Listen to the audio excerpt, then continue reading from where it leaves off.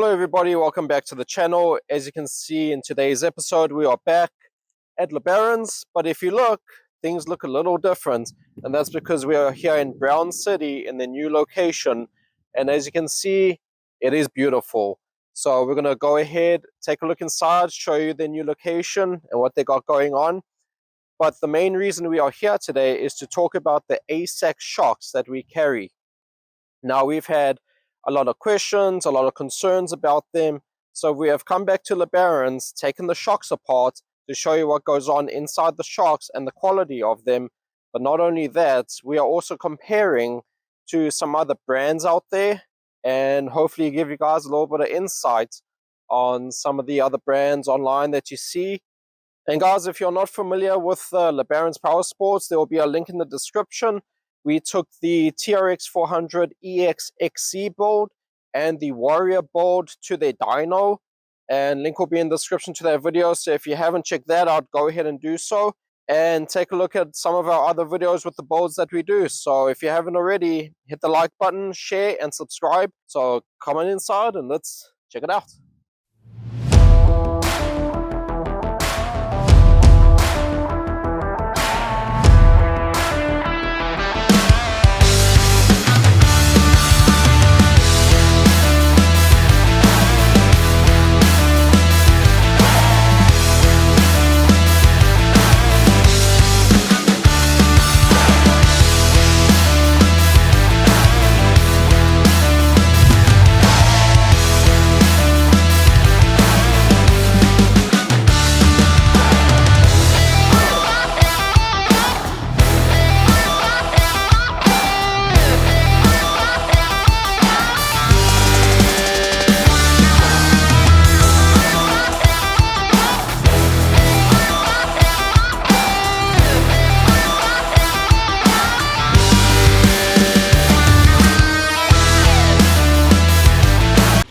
What's going on, guys? This is Kyle over at Labarons today. We're going to talk about a couple of the aftermarket options that are out there for the ATVs that we've seen.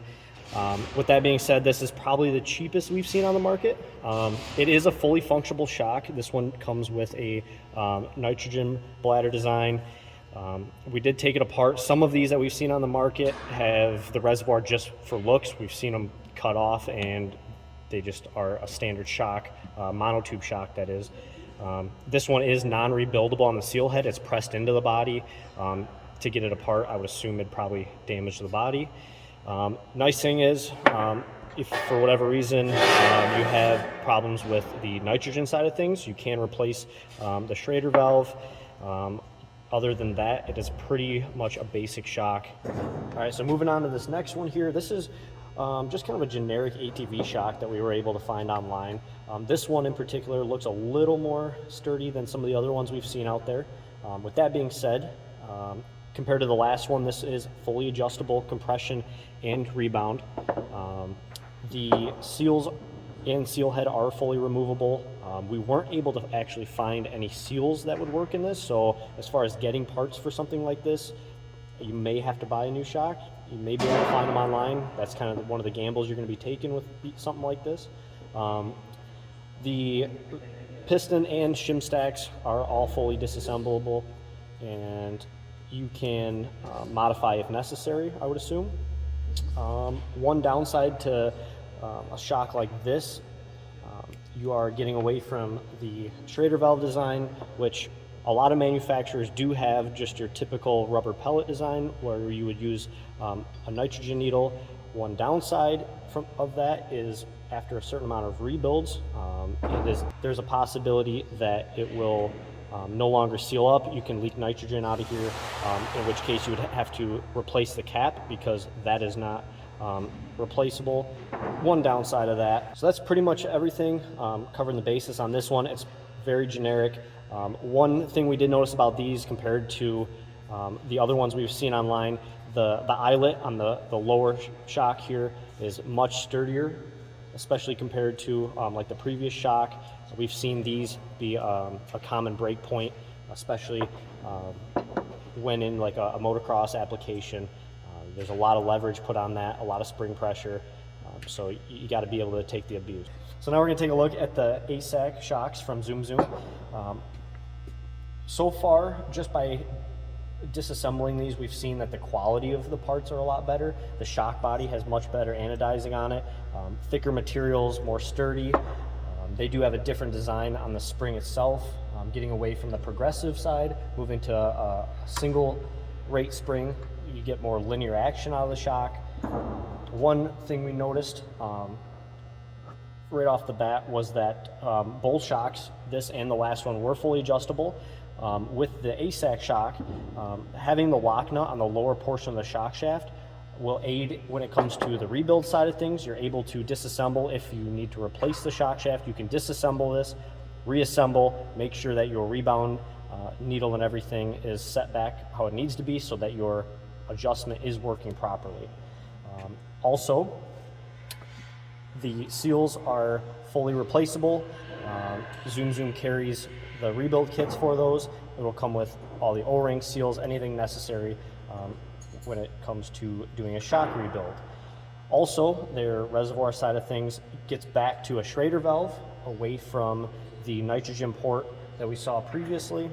Benefits of that, like I said before, less prone to leaking, replaceable if necessary. One other thing we also noticed was that on the piston itself, previously, the wear band on the generic shock was just a low quality plastic material, just something with low enough friction that it's not going to damage the shock body. As far as longevity purposes go, we don't really know. We haven't put that to the test just yet. As far as AsAAk shocks go, you get a Teflon coated brass replaceable wear band, whereas the last one, once you get that off, there's probably no chance in getting the new one on there. So it's nice that they give you that option because over time they do wear. With that being said, the higher quality also will probably take less of a toll on the inside of the shock body. Everything valving related is fully adjustable. They have their base settings pretty dialed. As far as adjustability with the shock, like I said, you have compression rebound. If you can't get it within those specs, I'm sure we can find a setting that'll work for you depending on your model and your style of riding.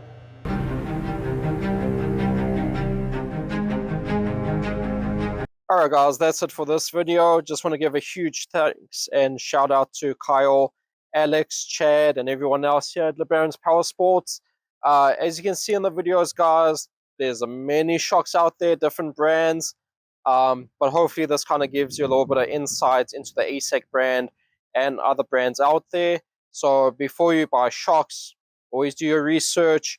If you guys need any work done, if you're in the Lapeer area, Imlay City, Brown City, hit up Labarons. You can see they do a lot of machine work. They have tons of apparel, servicing, whatever you need done with your ATVs, dirt bikes, UTVs. There was a tractor in there, but that's for personal use because they have a surprise going on in the back that I'm not going to say just yet. But hopefully we'll catch that on future videos. So once again, guys, if you haven't already, share, like, and subscribe. And thanks for watching. Been working since I was a kid, I just gotta keep my head up. Running, I'm never gonna let. I'll never feed the haters cause they fed up. They still tryna find a way to win. I the God that's when it all begins. I don't need a rollie on my wrist. Perfect timing, God with the assist. I've been working since I was a kid.